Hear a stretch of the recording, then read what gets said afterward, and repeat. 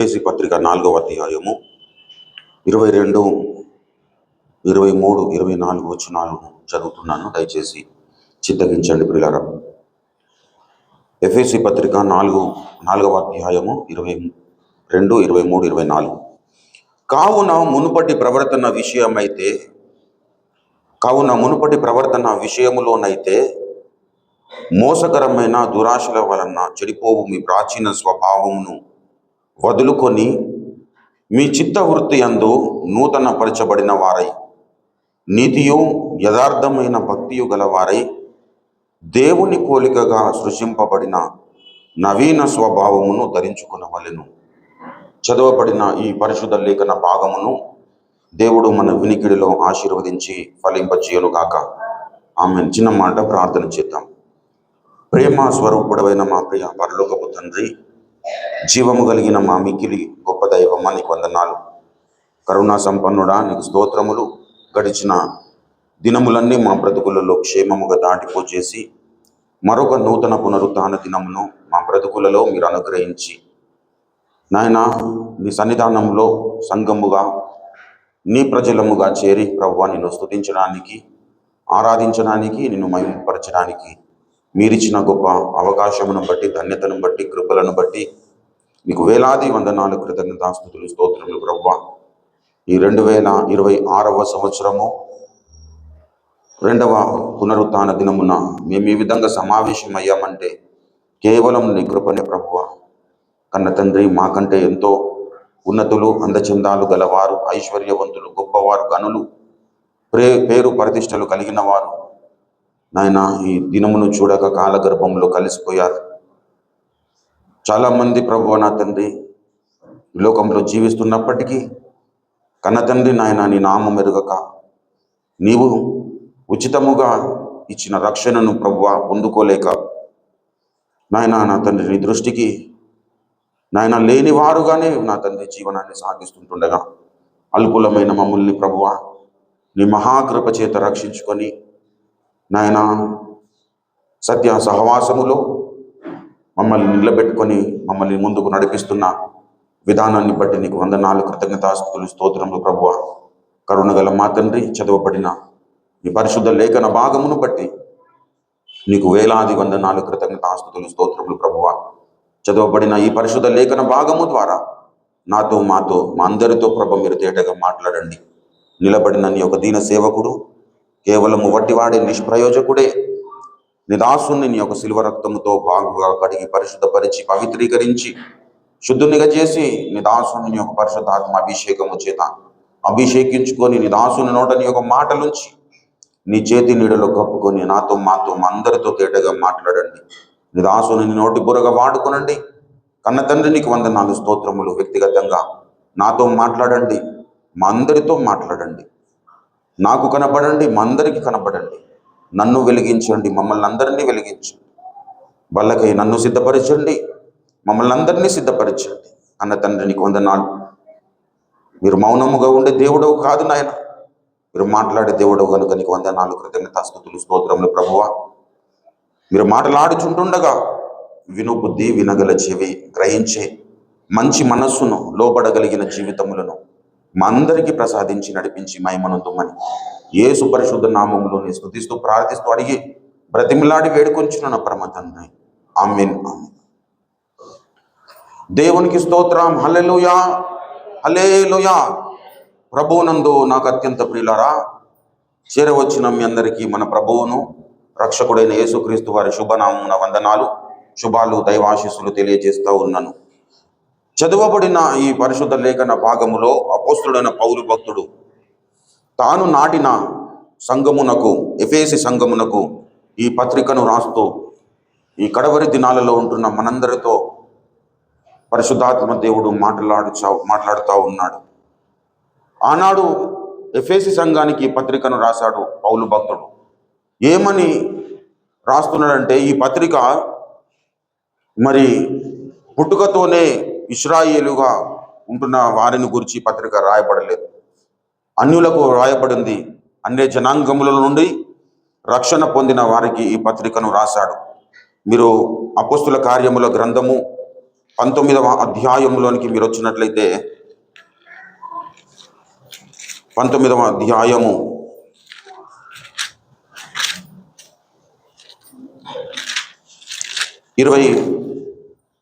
19వ అధ్యాయము 28వ వచనములో చూసినట్లయితే, వారి విని రౌద్రముతో నిండిన వారై ఎఫెసీయుల అర్తెమీదేవి మహాదేవి అని కేకలు వేసిరి. ఈ ఎఫెసీయులు విగ్రహారాధన చేస్తూ ఉన్నారు. వారిది పూజించే దేవి పేరు ఇక్కడ రాయబడింది, అర్తెమీదేవి మహాదేవి అని కేకలు వేశారు. 35వ వచనంలో చూసినట్లయితే, అంతటా కరణము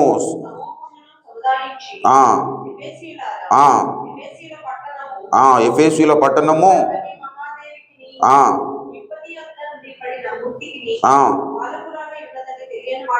చూడండి ప్రియులారా, వీరు అన్యమును ఆరాధిస్తూ ఉన్నారు, విగ్రహారాధన చేస్తూ ఉన్నారు.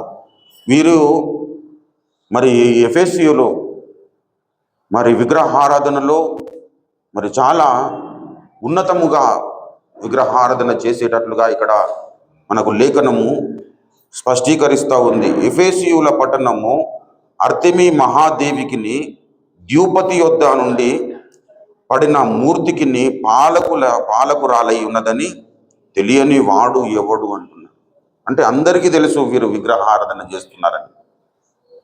కానీ ఒకానొక సమయంలో మరి అపోస్తలుడైన పౌలు భక్తుడు తన సేవా జీవితంలో ఎఫెసు పట్టణమునకు దర్శించినప్పుడు వారు మరి మారు మనసు పొంది దేవుని వైపు తిరిగి మరి చాలా శ్రేష్టమైన స్థితిలో తమ జీవనాన్ని సాగించడానికి తాము సిద్ధపడ్డారు. ఈ క్రమంలో అపోస్తలుడైన పౌలు భక్తుడు వారి పూర్వస్థితిని జ్ఞాపకము చేస్తూ ఉన్నాడు. ఈ ఎఫెసీ పత్రిక 4వ అధ్యాయము 22వ వచనములో ఏమని చెబుతున్నాడు? కావున మునుపటి ప్రవర్తన విషయములోనైతే మోసకరమైన దురాశల వలన చెడిపోవు మీ ప్రాచీన స్వభావమును వదులుకొని అంటున్నాడు. వీరి పూర్వపు స్థితి ఎలా ఉందట? మోసకరమైన దురాశల వలన చెడిపోవు ప్రాచీన స్వభావము. మునుపటి ప్రవర్తన విషయములో చెడిపోవు స్వభావము కలిగి ఉన్నారు. ఆ ప్రాచీన స్వభావం మీరు వదులుకొని అంటున్నాడు. రక్షణ పొందిన విశ్వాసి జీవితంలో ప్రాచీన స్వభావము మనము విడిచిపెట్టాలి. ఒకప్పుడు రక్షణ పొందక మునుపు మనము ఏ విషయముల్లో మనం నడుచుకున్నాము, ఏ విధంగా నడుచుకున్నాము, ఏ విధమైన ప్రవర్తన మనము కలిగి ఉన్నాము, ఎటువంటి మాటలు మాట్లాడాము, ఎటువంటి నడతలు మనకుండినావో ఆ ప్రవర్తన అంతటిని విడిచిపెట్టాలి. కొంత విడిచిపెడదాము, కొంత విడిచిపెట్టకుండా అట్లనే ఉంచుదామని కాదు. మీ ప్రాచీన స్వభావం వదులుకొని అంటున్నాడంటే మీ ప్రాచీన స్వభావం కొంచెం వదులుకొని అని కాదు, పూర్తిగా మీ మాట తీరు మారిపోవాలి, మీ ప్రవర్తన తీరు మారిపోవాలి, మీ నడతలు మారిపోవాలి అని చెబుతూ ఉన్నాడు. మునుపు వీరు దూరస్తులని చెప్పాడు. అదే ఎఫెసీ పత్రిక 2వ అధ్యాయంలో చూసినట్లయితే 13వ వచనము చూడండి. అయినను మునుపు దూరస్తులైన మీరు ఇప్పుడు క్రీస్తు యేసునందు క్రీస్తు రక్తము వలన సమీపస్తులై ఉన్నారు. క్రీస్తు రక్తము వలన మీరు సమీపస్తులు. మీరు క్రీస్తు రక్తము వలన సమీపస్తులు కనుక మీరు మీ మునుపటి ప్రవర్తన ఏ విధంగానైతే ఉన్నదో ఇప్పుడు దేవునికి సమీపస్తుడైన వాడు దేవుని లాంటి ఆలోచనలు కలిగి ఉండాలి, దేవుని లాంటి ప్రవర్తించడానికి ఇష్టపడాలి. ఒకప్పుడు మీరు దూరస్తులుగా ఉంటున్నప్పుడు మీరు లోక ధర్మము చొప్పున నడుచుకున్నారు, యుగ ధర్మము చొప్పున నడుచుకున్నారు. కానీ ఇప్పుడు మాత్రం అలా నడుచుకోవడానికి వీల్లేదు. మీరు ఈ లోక మర్యాదనే అనుసరించడానికి వీల్లేదంట. మనము దేవుని యందు శ్రేష్ఠులము కావాలి అంటే ఈ లోక ధర్మము చొప్పున మనం ఏనాడు కూడా కాలేము. దేవుని దృష్టికి మనము యోగ్యులము కావాలంటే ఈ లోక ధర్మమును ఆచరించినంత కాలం, అనుసరించినంత కాలం మనము దేవునికి ప్రియులము కాలేము. దేవునికి ప్రియులము కావాలంటే, దేవునికి యోగ్యులముగా, దేవుని దృష్టికి యోగ్యులముగా మనం కావాలంటే ఈ లోక మర్యాదను మనము విడిచిపెట్టాలి. హల్లెలూయా. ఈ లోక మర్యాదను మనము విడిచిపెట్టకపోతే మనము దేవుని దృష్టికి యోగ్యులముగా తీర్చబడము. దయచేసి రోమా పత్రిక 12వ అధ్యాయము దయచేసి 2వ వచనము, మీరు ఈ లోక మర్యాదను అనుసరింపక ఉత్తమమును అనుకూలమును సంపూర్ణమునై ఉన్న దేవుని చిత్తం ఏదో పరీక్షించి తెలుసుకున్నట్లు మీ మనస్సు మారి నూతనము కావాలి. హల్లెలూయా. మనసులు మారాలి ప్రియులారా. ఉత్తమమును అనుకూలమును సంపూర్ణమునైన దేవుని చిత్తము మీద మన దృష్టి నిలపాలి. అంతకుముందు ఉత్తమమైన దాని మీద దృష్టి నిలుపమంటున్నాడు అంటే అంతకుముందు ఉత్తమము కాని దాని మీద మన దృష్టి ఉన్నదని అర్థము. అనుకూలమైన దాని మీద మన దృష్టి నిలపాలి అంటున్నాడంటే అంతకుముందు మనము అనుకూలము కాని దాని మీద మన దృష్టి నిలిపాము, కేంద్రీకరించాం. సంపూర్ణమునై ఉన్న దేవుని చిత్తము అన్నాడు అంటే సంపూర్ణము కాని చిత్తము మీద మన దృష్టి నిలిపాము. సంపూర్ణమునై ఉన్న దేవుని చిత్తం ఏదో పరీక్షించుకోమన్నాడు. పరీక్షించి తెలుసుకొనున్నట్లు మీ మనసులు మారి నూతనము కా. హల్లెలూయా. రక్షకుడైన యేసునాథుని వెంబడిస్తున్న మనమందరము ఈ లోకములో నూతన స్వభావమును కనపరిచే వ్యక్తిత్వము నిత్యము కలిగి ఉండాలి. హల్లెలూయా. ఒకసారి కలిగి ఉండడం కాదు, ప్రతిదినము నూతనత్వమును మనం సంతరించుకోవాలి. ప్రతిదినము నూతన స్వభావమును మనం సంతరించుకోవాలి. ప్రతిదినము దేవుని పోలికలోనికి మార్చబడుతూ ఉండాలి. ఈ ఎఫెసు సంఘస్థులు రక్షణ పొందారు, పౌలు భక్తున్నే కాపరిగా కలిగి ఉన్నారు. కానీ మరి అనేకమైన విషయాల్లో పౌలు భక్తుడు మీరు మునుపు దేవునికి దూరస్తులు కనుక ఇప్పుడు దేవునికి సమీపస్తులు అయి ఉన్నారని చెబుతూ అక్కడ ఇప్పుడు దేవునికి సమీపస్తులు కనుక మీరు ఏ విధంగా ఉండాలి? దయచేసి 14వ వచనములో ఆయన మన సమాధానమునై ఉండి విధి రూపకమైన ఆజ్ఞలు గల ధర్మశాస్త్రమును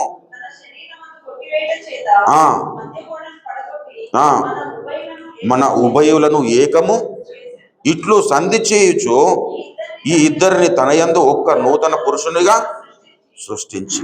హల్లెలూయా. నూతన పురుషునిగా మనల్ని దేవుడు సృష్టించాడు. ఇక్కడ దయచేసి ఆ ప్రాచీన స్వభావమును వదులుకొని అనే మాటకు ఫుట్నోట్లో చూసినట్లయితే ప్రాచీన పురుషుణ్ణి వదులుకొని అని రాయబడింది. ఇప్పుడు దేవుడేమో మనల్ని ఈ 14వ వచనంలో ఏం చెప్పాడు? 15వ వచనంలో నూతన పురుషునిగా సృష్టించాడు. ఈ నూతన పురుషునిగా సృష్టింపబడిన వానిలో ప్రాచీన పురుషునికి ఉన్నటువంటి లక్షణాలు ఏవి కూడా ఉండడానికి వీల్లేదు. దీనికి మనము చెప్పుకోవడానికి అవకాశం ఉన్న పరిస్థితులు, పద్ధతులు ఆనాటి ఇశ్రాయేలు అనుసరించారు. వారు ఏం చేశారు? ఐగుప్తు నుండి బయటకు వచ్చారు, కానీ వారి హృదయంలో ఇంకా ఐగుప్తును మోస్తానే ఉన్నారు. ఐగుప్తు నుండి బయటకు వచ్చారు, కానీ ఐగుప్తు పద్ధతులను మర్చిపోలేదు, విడిచిపెట్టలేదు. ఐగుప్తులో మాకు అవి ఉండేవి ఇవి ఉండేవి అని దేవుణ్ణి శోధించారు. ఐగుప్తు నుండి భౌతికంగా బయటకు వచ్చారు, కానీ ఐగుప్తులో ఉన్నటువంటి విగ్రహాలు మాత్రం వారి హృదయంలోనే ఇంకా దాచిపెట్టుకొని ఉన్నారు. పిల్లలు, యెహెజ్కేలు ప్రవచన గ్రంథము 14వ అధ్యాయంలో మనం చూస్తాం ఈ మాటలు. యెహెజ్కేలు ప్రవచన గ్రంథము దయచేసి 14వ అధ్యాయం 5వ వచనములో చూడండి. 3వ వచనము చూడండి. నరపుత్రుడా, ఈ మనుషులు తమ హృదయములో విగ్రహములని నిలుపుకొని తమ ఎదుటనే పెట్టుకొని ఉన్నారు.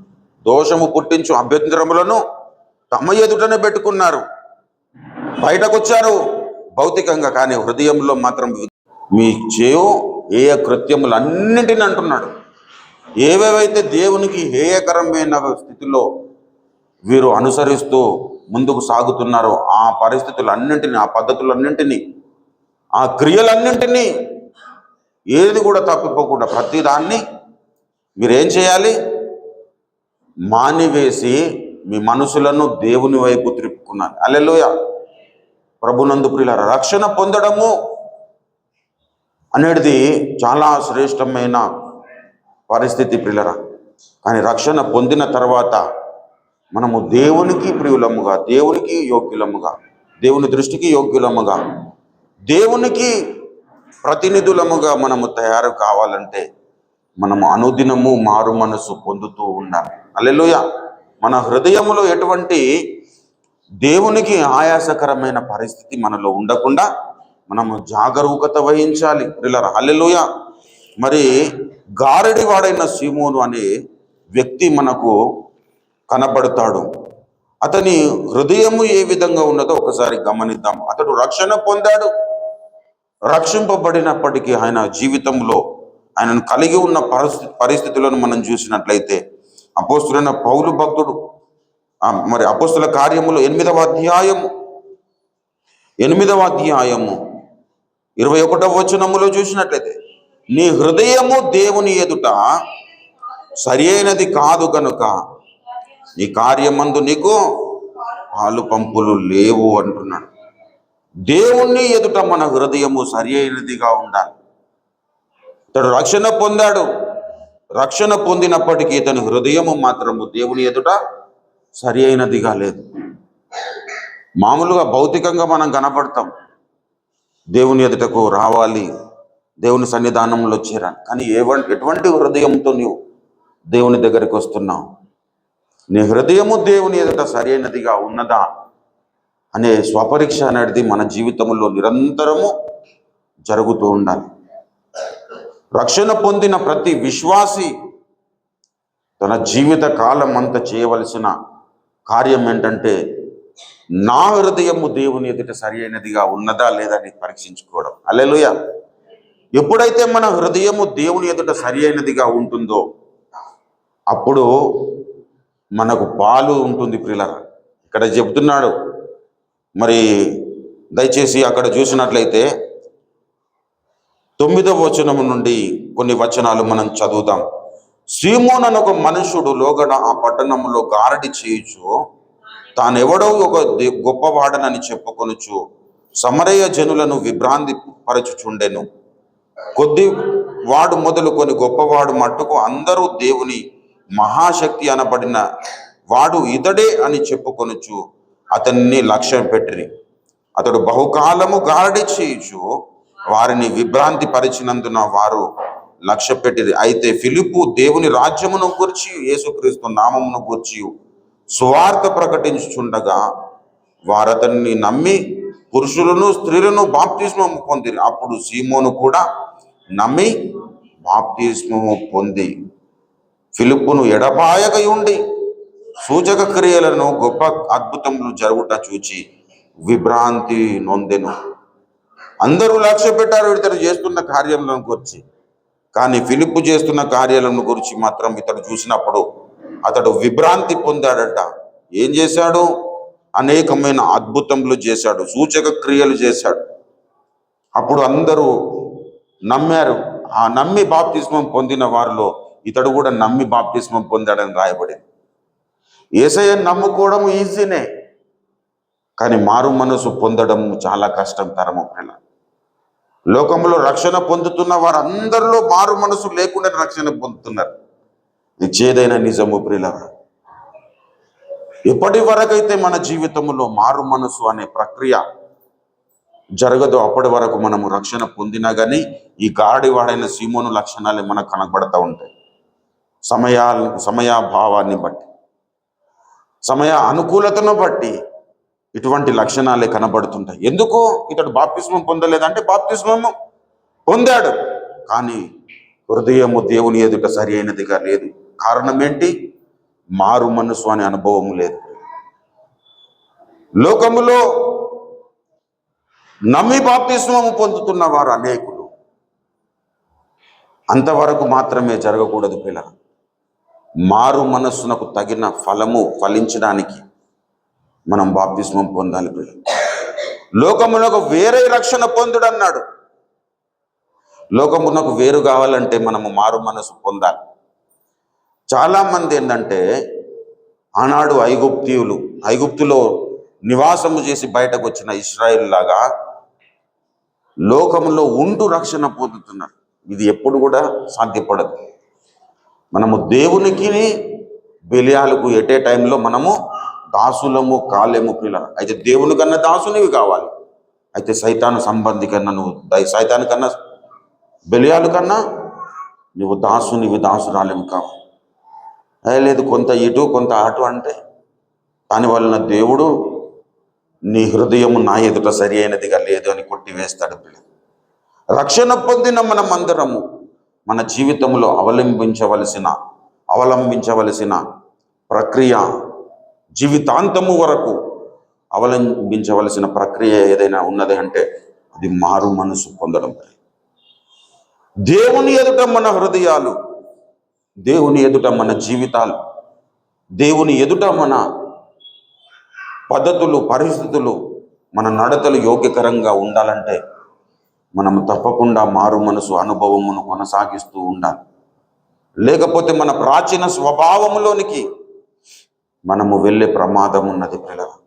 దాని వలన దేవునికి ప్రయోజనం లేదు, మనకు అంతకంటే ప్రయోజనం లేదు. కాబట్టి రక్షణ పొందిన మనమందరము ప్రయోజనకరులముగా ఉండాలి. నిష్ప్రయోజనమైన స్థితిలో ఉండడానికి దేవుడు మనల్ని పిలువలేదు. ఏదో మామూలుగా మరి పరలోకంలో చాలా మందికి స్థలములు సిద్ధపరిచాను కదా, మరి అందరు రాకపోతే మరి ఇవన్నీ ఖాళీగా ఉంటాయి, ఎట చేద్దాం మళ్ళీ కొంతమందిని రక్షణ అట్లా కాదు ప్రభునందు ప్రియులారా. అక్కడ స్థలాలు సిద్ధపరుస్తున్నాడు కదా యేసు. అక్కడ స్థలాలు సిద్ధపరుస్తున్నాడు, ఇక్కడనేమో రక్షణ పొందుతున్నారు, తక్కువైపోతున్నారు. కాబట్టి ఏదో రాబోయి రండి అని చెప్పేసి దేవుడు పిలవట్లేదు. రక్షణ పొందుడి అంటే బూదిగంతముల నివాసులారా నా వైపు చూసి రక్షణ పొందమన్నాడు. ఆయన వైపు తిరగడము అంటే ఆయనను అనుసరించడం అని అర్థం. హల్లెలూయా. ఆయనను కలిగి ఉండడం అని అర్థం. ఆయన వైపు చూచి రక్షణ పొందడం అంటే ఆయనతో అన్యోన్యత కలిగి ఉండడం అని అర్థం. హల్లెలూయా. కానీ ఏదో మామూలుగా ఆయన అద్భుతాలు చేస్తున్నాడు కాబట్టి మనం రక్షణ పొందుతామంటే అది వ్యర్థ ప్రయాసాన్ని ప్రియుల. అందుకే యోహాను భక్తుడు ప్రకటన గ్రంథంలో ఏం చెప్తాడు? మీరు చల్లగానైనా సరే నులివెచ్చని స్థితి ఉంటే నేను మిమ్మల్ని ఉమ్మి వేస్తానని. ప్రభునందు ప్రియులరా, రక్షణ పొందిన మనమందరం నులివెచ్చని స్థితిలో ఉండొద్దు. దేవుని ప్రతినిధులుగా మారడానికి, దేవుని ప్రతిబింబాలుగా మారడానికి నిరంతరము ప్రయత్నములో ఉండే స్థితిని మనము కలిగి ఉండాలి. హల్లెలూయా. నిరంతరము నీ జీవితంలో ఒక అనుభవం నీ జీవితంలో వచ్చిందంటే ఆ అనుభవంలో నా యేసయ్య నా తోడున్నాడు. ఈ అనుభవంలో యేసయ్యనే ఉంటే, ఈ పరిస్థితుల్లో యేసయ్యనే ఉంటే ఏ విధంగా ప్రవర్తిస్తాడు, ఏ విధంగా మాట్లాడతాడు, ఏ విధంగా నడుచుకుంటాడు, అటువంటి స్థితిలోనికి మారడానికి మనము ఏం చేయాలి? నిత్యము ప్రయాసపడుతుండాలి. అప్పుడే మన ప్రాచీన స్వభావం మన నుంచి వెళ్ళిపోతుంది. ఏం కాదు, ఒకసారి రక్షణ పొందినా కానీ మనసు అంతా గుంజుతుంది అని ఒకసారి సిగరెట్ తాగినాం అనుకో, మళ్ళొకసారి కూడా గుంజుతుంది, మళ్ళొకసారి కూడా లాగుతుంది. గుంజడం అంటే లాగడం. ప్రభునందు ప్రియులారా, ఒకసారి ఏం కాదు, ఎవరు చూస్తలేడు కదా అని మనం తాగదాం అనుకున్నాను, అప్పుడేమనిపిస్తుంది? ఇంకోసారి కూడా అదే పరిస్థితి దుష్టని అపవాది క్రియేట్ చేస్తాడు. అట్లా కాదు, నేను దాని విషయంలో చచ్చిపోయినా, ఇంకా చచ్చిపోయినాడు మళ్ళా లేచి అరే క్యా బాతే అని చెప్పేసి పోయి కొనుక్కొని తాగుతాడా? చేయలేడు. అట్లా రక్షణ పొందిన మనమందరము పాపము విషయంలో చనిపోవాలి. హల్లెలూయా. శిలువ యాగము కావాలి ప్రియుల. అందరూ చాలా ప్రఖ్యాతిగాంచిన పాట మనం పాడతాం, సజీవ యాగముగా మా శరీరములను సమర్పించి. సజీవ యాగం అంటే జీవించున్నాను కానీ పాపం విషయంలో చనిపోయినాను, జీవించున్నాను కానీ దేవునికి ఆయాసం కలిగించే విషయాల్లో నేను చనిపోయినాను అనే అనుభవంలో మనం బ్రతకడమే రక్షణ జీవితము ప్రియుల. రక్షణ పొందిన ప్రతి ఒక్కరూ మారు మనసు అనుభవంలో తప్పకుండా జీవించాలి. మారు మనసు పొందకుండా మనము పరలోకం చేరం. ఒక భక్తుడు పాట రాస్తాడు, మారు మనసు పొందకుండా చేరరు పరలోకము, మారు మనసు పొందకుంచేరలు పరలోకము. మారు మనసు లేకను మార్చలేరు ప్రజలను. మారు మనసు లేకను మార్చలేరు ప్రజలను.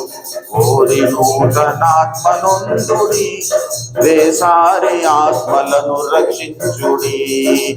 కోరి నూతనాత్మనొందుడి, వేసారి ఆత్మలను రక్షించుడి. క్రైస్తవులారా, క్రైస్తవులారా, క్రైస్తవులారా, క్రైస్తవులారా, క్రీస్తు పోలి నడువరదేలా, ప్రభు యేసు క్రీస్తు కొరకు నిల్వరా. క్రీస్తు పోలి నడువరదేలా, ప్రభు క్రీస్తు యేసు కొరకు నిల్వరా. క్రైస్తవులారా, క్రైస్తవులారా, క్రైస్తవులారా, క్రైస్తవులా. ఆ భక్తుడు సమాజాన్ని చూశాడు, క్రైస్తవ సమాజం ఎలా ఉందని.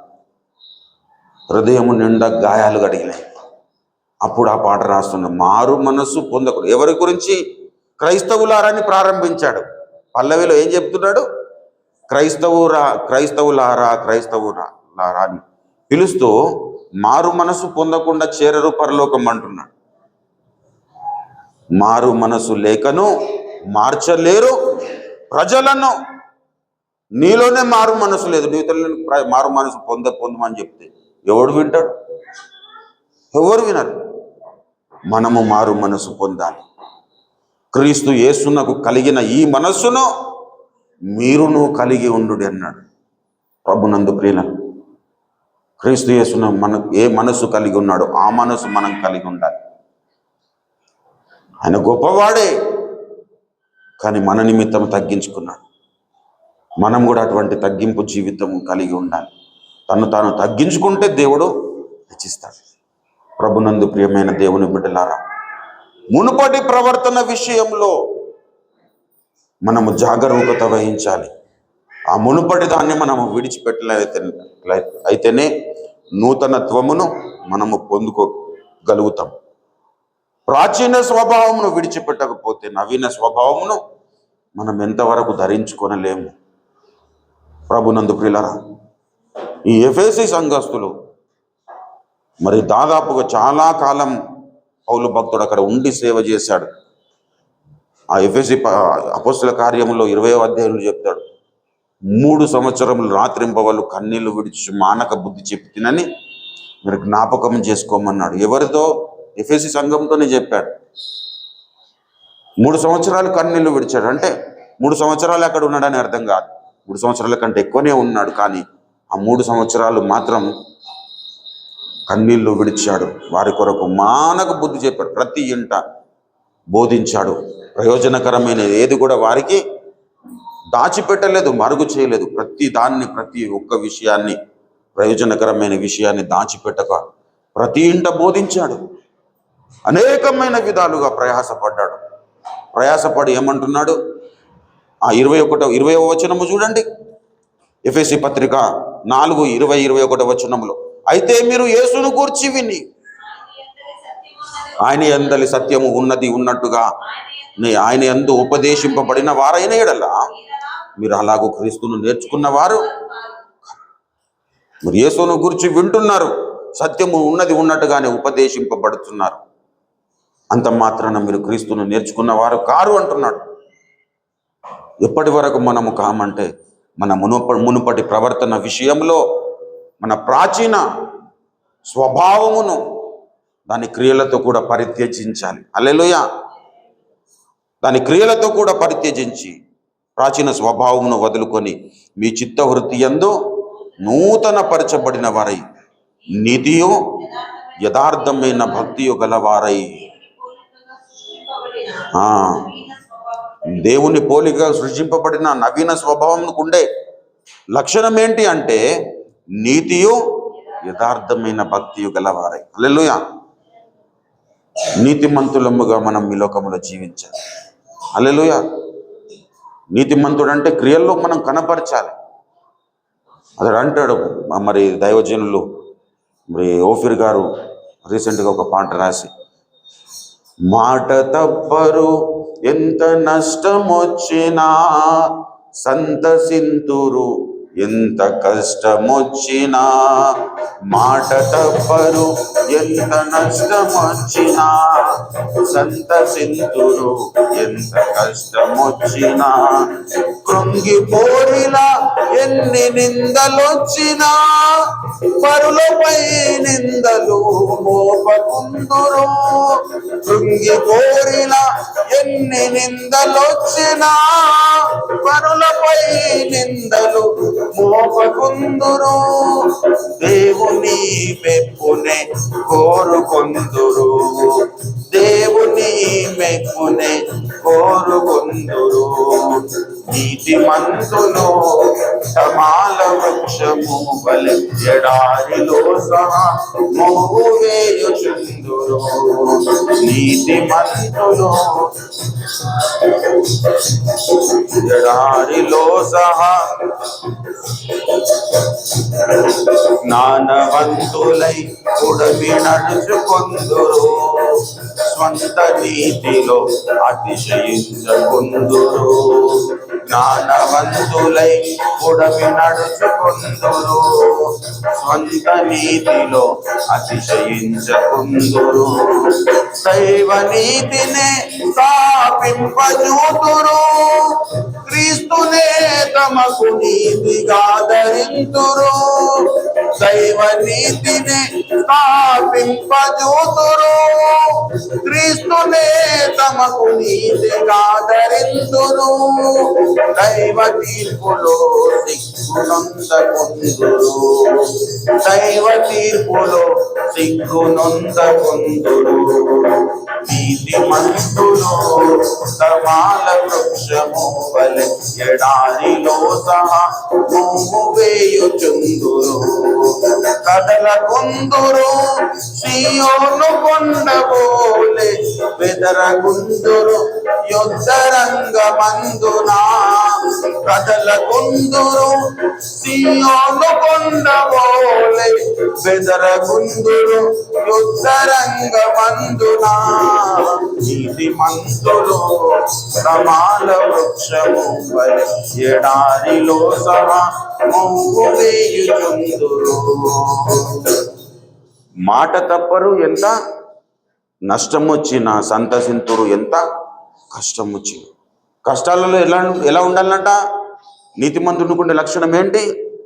కష్టాలలో ఆనందించడము, సంతసించడము, ఉల్లసించడము నీతిమంతునికుండే లక్షణం. మనం మాట్లాడుతున్నాం కాబట్టి ఏదో మాట్లాడుతున్నాం, ఏమైనా పోయినా పర్వాలేదనే విధంగా మాట్లాడొద్దు. మన మాటకు కొంత బరువు ఉండాలి. హల్లెలూయా. ఎంత గాలి వచ్చినా, ఎటువంటి తుఫాన్లు వచ్చినా ఆ మాట నిలబడాలి. అట్లా ప్రభునందు ప్రియులారా, మాట తప్పుడు ఎంత నష్టం వచ్చినా సంతసింతురు ఎంత కష్టం. కృంగిపోరిలా ఎన్ని నిందలు వచ్చినా పరులపై నిందలు. నేను బాగుండడానికి ఇతరం మీద నిందలు వేయడం కాదు. ప్రభునందు ప్రియులారా, నీతిమంతునికి ఉండే లక్షణం ఏంటి? నా గురించి ఎవరన్నా చెడుగా మాట్లాడుకొని, కానీ ఒక్క మాట కూడా నేను ఇతరుల గురించి చెడుగా మాట్లాడను. ఇది నీతిమంతునికి ఉండే లక్షణం, నీతిమంతునికి ఉండే స్వభావము. ప్రభునందు ప్రియులారా, లోకమంతా యోసేపును ఏమనుకున్నారు? పోతిఫర్ భార్యను ఇతడు బలవంత పెట్టారు అనుకున్నారు. ఒక్క మాట నన్ను మాట్లాడా? ఒక్క మాట నన్న లేదు, నేను అట్లా చేయలేదు, ఆమె నన్ను బలవంతం చేసిందని ఎక్కడ కూడా మాట్లాడలేదు. పర్వాలేదు అనుకున్నాడు, జైల్లోకి వెళ్ళాడు, తన నీతి జీవితమును బ్రతుకుతూ ఉన్నాడు. ఒక టైం వచ్చింది, ఎవరైతే నిందలేశారో వాళ్ళే బయటకు తీసుకొచ్చి సంస్థానం అంతా మీద అధికారిగా నిలబెట్టే విధంగా చేశారు. ప్రభునందు ప్రియులారా, నూతన నిబంధనలో కూడా యోసేపు చూసినట్లయితే, యోసేపు నీతిమంతుడై ఉండి మరియను అవమానపరచనొల్లక అని రాయబడింది. ప్రభునందు ప్రియులారా, నీతిమంతులముగా మనం ఈ లోకంలో బ్రతకాలి. దేవుని దృష్టికి, దేవుని ఎదుట మన హృదయము సరి అయినదిగా ఉండాలంటే రక్షణ పొందిన మనమందరము చాలా జాగరూకత వహించాలి. ఏదో మాట్లాడుతున్నాం కదా, మన మాటకు విలువ లేకున్నా పర్వాలేదని మనం అనుకున్నట్టు దాని విషయంలో దేవుడు గాయపడతాడు. ఇంత గొప్ప రక్షణనిచ్చింది మామూలుగా గాలికి కొట్టుకొని పోయే మాటలు మాట్లాడడానికి కాదురా అనుకుంటాడు దేవుడు. ఆయన మాట స్థిరము, మన మాట కూడా స్థిరముగా ఉండాలి. మన మాటకు అంత గొప్ప శక్తిని దేవుడు ఇచ్చాడు ప్రియులరా. పాములను త్రేళ్లను త్రొక్కుటకు దేవుడు మనకు అధికారం ఇచ్చాడు. అదేవిధంగా భూమి మీద దేనిని బంధింతురో అది పరలోక మందు కూడా, వేటిని విప్పుతారో అవి పరలోక మందు కూడా. అంత గొప్ప శక్తిని దేవుడు మనకిచ్చాడు. కానీ మనం ఏం చేస్తూ ఉన్నామంటే మన హృదయమును నిగ్రహము స్థితిలో ఉంచుకోలేక వేటిని కోరుకుంటే వాటి మీద మన దృష్టి నిలుపుతున్నాం. ప్రభునందు ప్రియులారా, నా అవిధేయతను బట్టి నేను ఈరోజు ఉపవాసం ఉంటాను అని ఏ రోజన్నా అనిపించిందా మీకు? నాలో ఉంటున్న ఈ చెడు లక్షణాలను బట్టి నేను ఈరోజు నా మనసును లోపరుచుకుంటానని దేవుని సన్నిధానంలో పశ్చాత్తాపముతో మొరపెట్టిన పరిస్థితులు ఎవరి జీవితంలో ఉంటే వారు ధన్యులు. దావీదు భక్తుడు నిరంతరము దేవుని సన్నిధానంలో దుఃఖముఖుడైనాడు. ఎందుకు? శత్రువులందరూ తరుముతున్నందుకు కాదు, లేదా ఏదో నాకు ఆస్తులు తక్కువన్నాయను అంతస్తులు తక్కువన్నాయను కాదు. తనలో ఉంటున్న లోపముల నిమిత్తమై దేవుని సన్నిధానంలో మొర్రపెట్టాడు, దుఃఖముఖుడయ్యాడు. పశ్చాత్తాపడుతూ, ప్రభువా నా హృదయమును పరిశోధించుము, నా అంతరంగమును పరిశోధించుము, నీకు ఆయాసకరమైన మార్గము నాయందున్నదేమో చూడు. ఎందుకు? ఆయనకు ఏం తక్కువ ఉందని? ఇశ్రాయేలు ప్రజలను ఏలడానికి దేవుడు ఏర్పరచుకున్న మహారాజు దావీదు భక్తుడు. ఆయనకి ఏ తక్కువ లేదు ప్రియులరా. కానీ ఆయన దినదినము తన హృదయమును పరిశోధించుకున్నాడు. ఇంకా ఆయన పరిశోధించడం అయిన తర్వాత, ప్రభువా నా దృష్టికైతే ఇంకా ఇంతవరకు నేను ఒప్పుకున్నాను, ఇంకా నీ దృష్టికి ఏమైనా లోపం ఉంటే దయతో నన్ను క్షమించండి. అటువంటి స్థితిలోనికి మనం మారాలి. దావీదుని గురించి తెలుసుకోవడం, మోషే గురించి తెలుసుకోవడం, యోబు గురించి తెలుసుకోవడం, భక్తుల గురించి తెలుసుకుంటే సరిపోదు. వాళ్ళు అనుసరించిన పద్ధతులను మనం అనుసరించాలి. వాళ్ళు నడుచుకున్న పద్ధతులను అనుసరించి మనం నడుచుకోవాలి. హెబ్రీ పత్రిక దయచేసి చూడండి. హెబ్రీ పత్రిక 6వ అధ్యాయము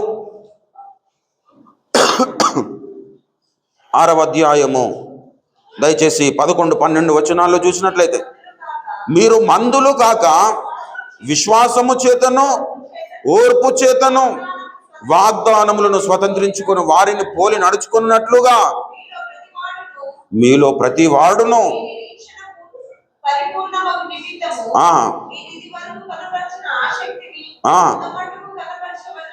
అపేక్షించుచున్నాను. ప్రభునందు ప్రియులారా, అపోస్తలుడైన పౌలు భక్తుడు విశ్వాసులతో మాట్లాడుతున్నాడు.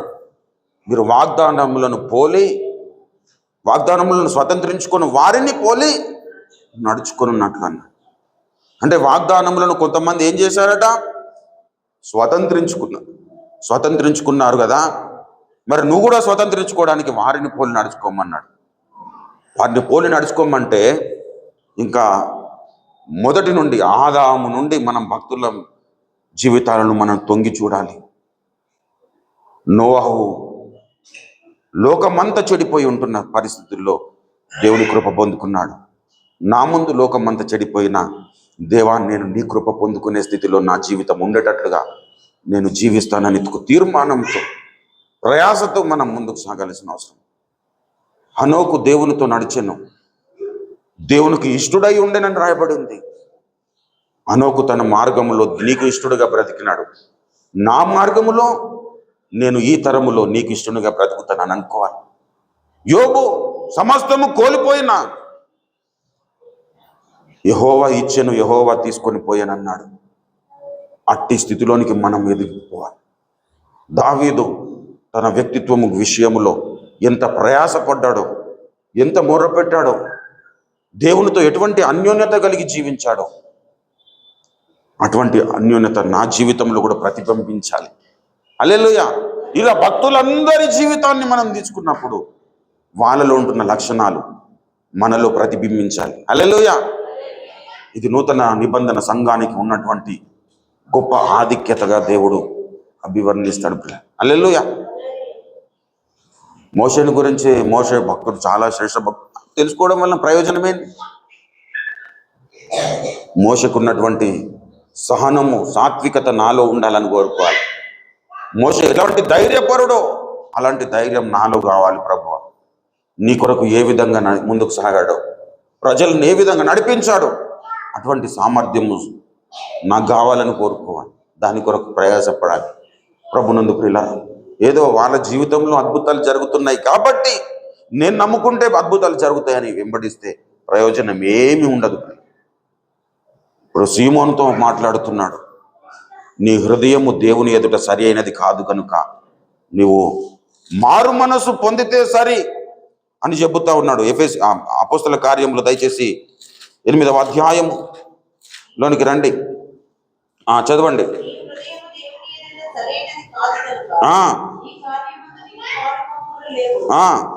కాబట్టి నీ చెడుతనము మానుకొని మారు మనసు నంది ప్రభువును వేడుకొనుము. చూడండి ప్రియుల, నీవు ఘోరమైన దుష్టత్వములోను దుర్నీతి బంధకములో ఉన్నట్టు నాకు కనబడుచుంది. రక్షణ పొందినాడు, కానీ ఈయనలో ఏం కనబడుతున్నాయట? భక్తునికి ఘోరమైన దుష్టత్వం. ప్రభునందు ప్రియమైన దేవుని బిడ్డ, దుష్టుడు ఆహ్లాగుననుండగా గాలి చెదరగొట్టు కొట్టువలే ఉండునన్నాడు. అంటే ఘోరమైన దుష్టత్వములు ఉన్నాడంటే గాలి కొట్టుకొని పోయే స్థితిలో ఉన్నాడని అర్థం. ప్రభునందు ప్రియుల, దుష్టత్వములోను దుర్నీతి బంధకములు అంటే దేవుని నీతి కాకుండా అనీతి, స్వనీతి ఇతన్ని ఏలుతా ఉన్నాయి. పిల్లలు, మనల్ని స్వనీతి ఏలద్దు, దేవుని నీతి ఏలాలి. హల్లెలూయా. అనీతి, స్వనీతి, దుర్నీతి మనకు దూరమైనప్పుడు దేవుని నీతి మన జీవితంలో ప్రత్యక్షమవుతుంది.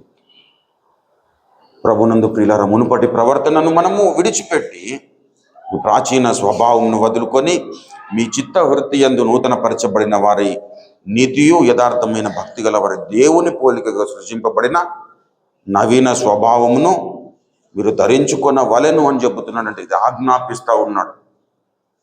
మీరు రక్షణ పొందిన మీరందరూ ఏం చేయాలి? నూతన పరచబడుచున్న నవీన స్వభావమును ధరించుకోవాలి.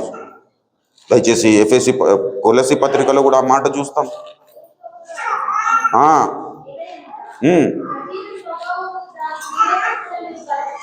ప్రాచీన స్వభావమును వదులుకొని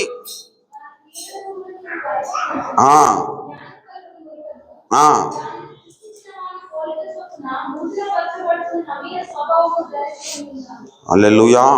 ప్రభునందు ప్రియులారా, నూతన పరచబడుచున్న నవీన స్వభావం, నూతనత్వమును మనం సంతరించుకోవాలి. అంటే నవీన స్వభావం ధరించుకోవాలంటే పాత ఆలోచనల ప్రకారంగా కాకుండా కొత్త ఆలోచనల ప్రకారంగా జీవించడం, ఏదో ఒక రకంగా సార్ అని అనుకోవడం కాదు. నీ పాత జీవితంలో నువ్వు లోక ధర్మము చొప్పున నడుచుకున్నావు కదా, ఇప్పుడు పరలోక ధర్మము చొప్పున నడుచుకోవాలి.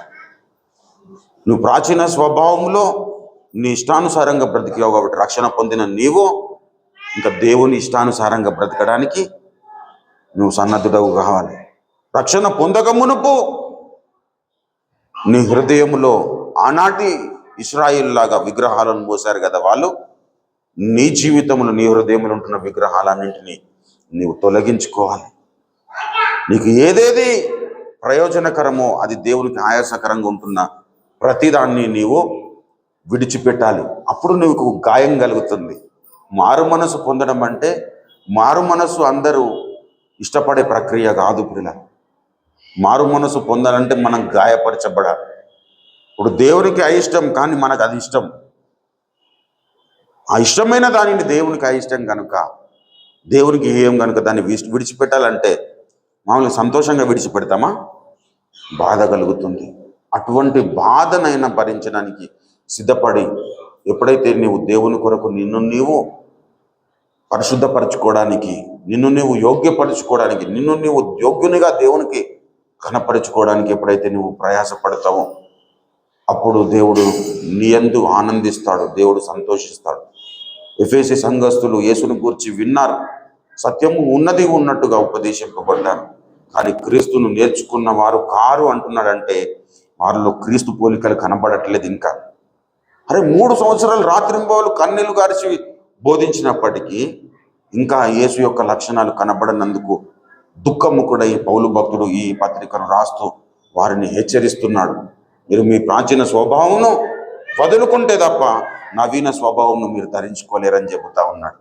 ప్రభునందు ప్రియులారా, వీరు క్రీస్తును నేర్చుకోలేకపోవడానికి, క్రీస్తును అనుసరించుకోలేకపోవడానికి, క్రీస్తును తమ ముందు పెట్టుకొని బ్రతకలేకపోవడానికి గల కారణం ఏంటంటే ఇంకా ప్రాచీన స్వభావం ఇంకా విడిచిపెట్టలేరు. దూరస్తులుగా ఉన్నప్పుడు ఎలాంటి ఆలోచనలు ఉన్నాయో ఇప్పుడు దేవునికి దగ్గర అయిన తర్వాత కూడా అదే ఆలోచనలు కలిగి ఉన్నారు. ప్రభునందు ప్రియులారా, అటువంటి పరిస్థితి నేటి క్రైస్తవ సమాజంలో కూడా ఉన్నది. భౌతికంగా మనము అందరము దేవుని దగ్గరికి వచ్చాం, కానీ మన హృదయము దేవుడు నిందించే విధంగా ఉందా లేదా అనేది మనం పరీక్షించుకోవాలి. దేవుని ఎదుట మన హృదయము సరి అయినదిగా ఉందా లేదా అనేది పరీక్షించుకోవాలి. దేవుని దగ్గరికి వచ్చాం మంచిదే, కానీ నోటి మాటలతో కాదు, హృదయపూర్వకంగా దేవుని దగ్గరికి రావాలి. మన హృదయాన్ని చూసి దేవుడు మెచ్చుకోవాలి. ఎస్, ఇతడు నా చిత్తానుసారమైన మనుషుడు, ఇతడు నా హృదయానుసారం చెప్పగలిగిన స్థితిలోనికి మనం మారాలంటే మనం నడిచి వచ్చిన యాత్రలో మనము దేవునికి ఆయాసకరంగా, దేవునికి హేయకరంగా ఎక్కడనైతే తప్పటడుగులు వేసాము, ఎక్కడనైతే మనము మన నోటి మాటలతో మనం మాట్లాడము, మన ప్రయోజనము కొరకు నేను నీతిమంతునని నిరూపించుకోవడానికి ఇతరుల మీద ఎప్పుడైతే నిందలు వేసామో, నేను బాగుండాలి అని అనుకొని ఇతరులను ఎప్పుడైతే మనము తూలనాడామో అటువంటి పరిస్థితులు అన్నిటి నుండి మనం విడుదల పొందాలి. హల్లెలూయా. క్రీస్తు పోలిక అంటే అది కాదు ప్రియులారా. క్రీస్తు పోలిక అంటే యోసేపు తన జీవితంలో నీతిమంతుడై ఉండి మరియను అవమానపరచలే. నీ జీవితంలో ఇతరులను అవమానపరచకుండా నువ్వు గడపగలిగినావా? నీతిమంతుడై ఆనాడు మరి పాత నిబంధన కాలములో, ధర్మశాస్త్రమే లేని కాలములో యోసేపు ఇతడు తప్పు చేశాడు అన్నప్పుడు ఒక్క మాట కూడా మాట్లాడలేదు, జైలుకి వెళ్ళిపోయాడు. ఇతరుల మీద నిందలు మోపలేదు. అవకాశం ఉంది, తన గోడు చెప్పుకోవడానికి అవకాశం ఉందా లేదా? నేను తప్పులు చేయలేదు ప్రభు అని చెప్పుకోవడానికి అవకాశం ఉందా లేదు? కానీ ఏ పొరపాటు ఆ పరిస్థితి కూడా చేయలేదు. పర్వాలేదు, జైలుకి వెళ్తాను అనుకున్నాడు. ప్రభునందు ప్రియులారా, మన క్షేమము కొరకు ఇతరులను ఇబ్బంది పెట్టడం సైతాను యొక్క లక్షణం. ఇతరుల మనం నష్టపోతూ ఇతరులను క్షేమంలోకి నడిపించడం దైవ లక్షణము ప్రియులారా. కాబట్టి మనం ఎటువంటి లక్షణాలను కలిగి ఉన్నాం? నేను నీతిమంతుడనుగా ఉండాలి అని అనుకోవడానికి, ఇతరులను మెప్పించడానికి, ఇతరులను మనము ఎక్కడనైతే అవమానపరుస్తామో అది దేవుని దృష్టికి హేయమైన కార్యము. అటువంటి లక్షణాలు మనలో ఉండద్దు. మనము ఏమై ఉన్నామో మనకు దేవునికి తెలుసు, మనకు తెలుసు. కాబట్టి మన హృదయము దేవుని ఎదుట సరైనదిగా చేసుకోవడానికి దేవుడు అనుగ్రహించిన శ్రేష్టమైన సమయము ఒప్పుకోలు సమయం. కాబట్టి మనల్ని మనం సిద్ధపరచుకుందాం. విన్న వాక్య కాంతిలో, దేవుని ముఖ కాంతిలో మన బ్రతుకులను పరిశీలన చేసుకుందాం. దేవుడి మాటలు మన వెనికిడిలో ఆశీర్వదించి ఫలింపజేయును గాక. ఆమేన్. రండి ప్రియులారా, మనం ప్రార్థన చేసుకుందాం. ఎవరికి వారము స్వపరీక్ష చేసుకుందాం. మన దేవుని ఎదుట మన నోటి మాటలు ఎలా ఉన్నాయి? మన దేవుని ఎదుట మన ప్రవర్తన ఎలా ఉంది? మన దేవుని ఎదుట మన ఆలోచనలు ఎలా ఉన్నాయి? మన దేవుని ఎదుట మన హృదయం ఎలా ఉంది? మన దేవుని ఎదుట మన హృదయం యొక్క తలంపులు ఎలా ఉన్నాయి?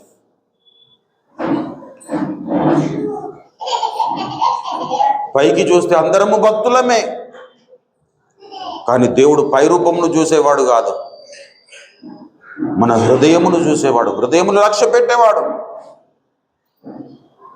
కాబట్టి మన హృదయములో ఉంటున్న దుర్మార్గతలను, దుష్టత్వమును మనము విడిచిపెడదాం.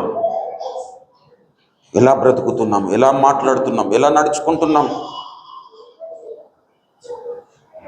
ఎవరికి వారము స్వపరీక్ష చేసుకుందాం ప్రియులారా. ఇది పాపపు ఒప్పుకోలు సమయము, దేవునితో సమాధాన పడే సమయం కనుక ఇంకా కొద్దిసేపు నేను మాట్లాడను ప్రియులారా. ఎవరికి వారమే స్వపరీక్ష చేసుకుందాం. మనం నడిచి వచ్చిన యాత్రను మన కళ్ళ ఎదుట పెట్టుకొని ఎక్కడెక్కడనైతే దేవునికి హేయకరంగా, దేవునికి ఆయాసకరంగా, దేవునికి దుఃఖము కలిగించే విధంగా మనం ప్రవర్తించాము, ఆ ప్రవర్తన అంతటిని ఒప్పుకొని విడిచిపెడదాం. ఒప్పుకొని విడిచిపెట్టువాడు కనికరము పొందునని లేఖనము సెలవిస్తుంది. కాబట్టి యేసయ్య మన మధ్యలో సంచారం చేస్తూ ఉన్నాడు. మనమందరము ఆయన పాదాలను పట్టుకుందాం. మన అవిధేయత విషయమై మనము పశ్చాత్తాపతులమవుదాం.